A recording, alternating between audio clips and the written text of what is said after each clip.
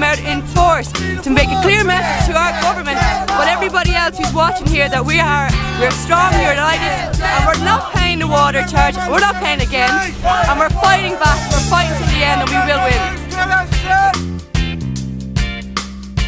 We organise it on the basis of calling for non-payment. Mass non-payment with protest and political pressure is how we can beat the water charges. And every political group that stands with people against water charges must also stand for non-payment. Must use their representatives to call for non-payment. Must say we'll stand with people if people refuse to pay. On that basis, struggling together, mass political protest, mass political pressure, mass non-payment, we can beat the water charges and strike a massive blow against their austerity agenda. Thank you very much.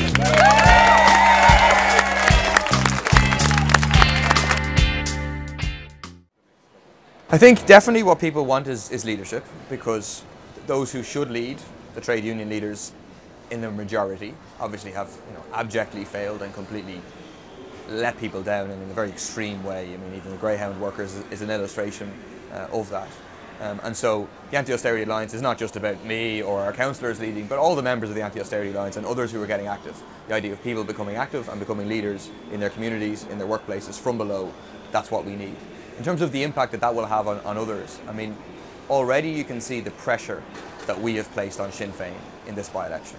So before the by-election, Sinn Féin said very, very clearly, and even at the start of it, at a national level, that water charges, for example, was not a red line issue for Sinn Féin. It was something to be negotiated in the course of the government. That was a statement made repeatedly. Whereas now, just yesterday actually, they've come out and said clearly, whether it happens or not we need to see, but that in government Sinn Féin commits to get rid of water charges. And so it already shows, even before the election has taken place, how this can put pressure on others, in particular Sinn Féin. I mean, the question that Sinn Féin are going to be faced with, they may well have an opportunity to form a government in the next election. The likelihood is that the numbers would push them into forming a coalition with one of the traditional right parties or with Labour, which is no difference in reality. And for us, if they did that on the basis of not demanding a repudiation of the debt, not demanding investment and job creation, not demanding an end to austerity, not demanding an end to the water charge, to the property tax, well then that would be a betrayal of the aspirations of their voters who want that kind of alternative. So certainly we're in favour of a left government, of a workers' government, but such a government, if you buy into managing the capitalist system, right, in the conditions of absolute crisis and austerity that you have today, well then you're going to be managing the cuts on behalf of capitalism being imposed on people, and we think that's not the role we should play. And so, like, the preconditions for a left government is a break with the whole logic of austerity.